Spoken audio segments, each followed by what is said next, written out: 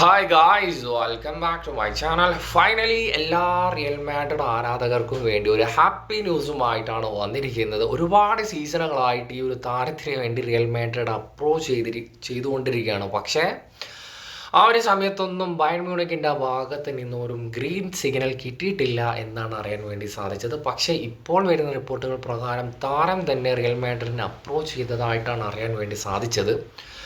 Almost എല്ലാം agreed ആയി എന്നാണ് അറിയാൻ വേണ്ടി സാധിച്ചത്. പക്ഷേ ഇതൊന്നും ഒഫീഷ്യലായിട്ട് അനൗൺസ് ചെയ്തിട്ടില്ല. വരുന്ന ദിവസങ്ങളിൽ ഇതിൻ്റെ അപ്ഡേഷൻ വരും എന്നാണ് എനിക്ക് പറയാനുള്ളത്. നമ്മൾ സംസാരിക്കാൻ വേണ്ടി പോകുന്നത് അൽഫോൺസോ ഡേവിസ് എന്ന ഒരു പ്ലെയറിനെ കുറിച്ച് തന്നെയാണ് സംസാരിക്കാൻ വേണ്ടി പോകുന്നത്. ഈ ഒരു പ്ലെയർ റിയൽ മാഡ്രിഡ് വരികയാണെങ്കിൽ എന്തുകൊണ്ടും റിയൽ മാഡ്രിഡ് ഒരു അസറ്റ് തന്നെയാണ് എന്നാണ് എനിക്ക് പറയാനുള്ളത്. ബിക്കോസ് ഒന്നാമത് ഈ ഒരു പ്ലെയർ ഒരു ലെഫ്റ്റ് വിങ് ബാക്കായിട്ടും അതുപോലെ ലെഫ്റ്റ് വിങ് ഫോർവേഡായിട്ടും LMF പൊസിഷനിലും പ്ലേ ചെയ്യാൻ പറ്റുന്ന ഒരു പ്ലെയറാണ് ഡേവിസിനെ സംബന്ധിച്ചിടത്തോളം. ടാക്ടിക്കലി ഇപ്പോൾ ഡിഫെൻസീവിലായാലും അതുപോലെ ഒഫൻസീവിൽ പ്ലേ ചെയ്യുന്ന സമയത്തും ഒരു സമയത്ത് തന്നെ രണ്ട് പൊസിഷനിലേക്കും കൺട്രോൾ ചെയ്ത് കളിക്കാൻ പറ്റിയ ഒരു പ്ലെയറായിട്ടാണ് എനിക്ക് പേഴ്സണലി ഒരു പ്ലെയറിനെ കുറിച്ചിട്ട് എനിക്ക് പറയാനുള്ളത്. അതുപോലെ അത്യാവശ്യം നല്ലൊരു സ്പീഡുള്ളൊരു പ്ലെയർ തന്നെയാണ്.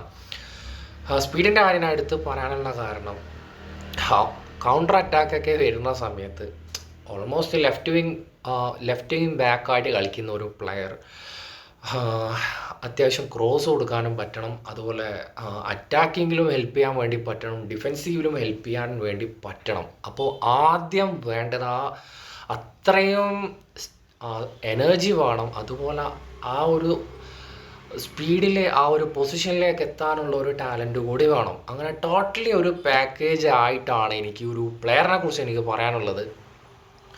വേറൊരു കാര്യം, ഈ ഒരു പ്ലെയർ റിയൽ മാഡ്രിഡ് വരികയാണെങ്കിൽ എന്തുകൊണ്ടും വിനീഷ്യസ് ജൂനിയർ എന്ന് പറയുന്ന പ്ലെയർ ഒരുപാട് സപ്പോർട്ടിങ് ആയിരിക്കും എന്നാണ് എനിക്ക് പറയാനുള്ളത്. ഒന്നാമത് മെൻഡിയുടെ കാര്യം എല്ലാവർക്കും അറിയാവുന്ന കാര്യമാണ്. പ്രത്യേകിച്ച് ഡിഫെൻസീവ്ലി സംടൈംസ് ബെറ്റർ. എല്ലാ സമയത്തും പുള്ളി ഫോമിലുള്ള ഒരു കളിക്കാരനേ അല്ല. റീസെൻ്റ്ലി കണ്ട പുള്ളിനെ കുറിച്ച് എനിക്ക് പ്രത്യേകിച്ച് പറയാൻ താല്പര്യമില്ല, നിങ്ങൾക്ക് എല്ലാവർക്കും അറിയുന്ന കാര്യമാണ്. ചില മാച്ചിൽ നല്ലൊരു, പക്ഷെ എന്നാലും എനിക്ക് അറ്റാക്കിങ്ങിൽ വലിയ രീതിയിലുള്ളൊരു മിറാക്കിൾസ് ഒന്നും കാഴ്ച വെച്ചതായിട്ട് ഇതുവരെ ഞാൻ കണ്ടിട്ടില്ല. ഒരു 100 മാച്ച് നോക്കുന്ന സമയത്ത് ഒരു 3-4 മാച്ചസ് തിളങ്ങിയായിട്ട് കാണാൻ വേണ്ടി സാധിക്കുമ്പോൾ അത് വെച്ച് കമ്പയർ ചെയ്യാൻ ഞാൻ താല്പര്യപ്പെടുന്നില്ല. അതുപോലെ വിനീഷ്യസ് എംബാപ്പെ പോലുള്ള പ്ലെയർക്ക് ഒരുപാട് സപ്പോർട്ടിങ് ആവും ഈ ഡാവിസ് എന്ന പ്ലെയർ റിയൽ മാഡ്രിഡിൽ വരികയാണെങ്കിൽ എന്നാണ് എനിക്ക് പറയാനുള്ളത്. അപ്പോൾ ഗൈസ്, ഈ ഒരു പ്ലെയറിനെ കുറിച്ചിട്ടുള്ള നിങ്ങളുടെ അഭിപ്രായം എന്തൊക്കെയാണ്? മാഡ്രിഡിലേക്ക് വന്നാൽ സക്സസ് ആവുമോ ഇല്ലേ എന്നുള്ള നിങ്ങളുടെ അഭിപ്രായം കമൻറ്റിൽ രേഖപ്പെടുത്തുക. നെക്സ്റ്റ് വീഡിയോയുമായി വീണ്ടും കാണാം.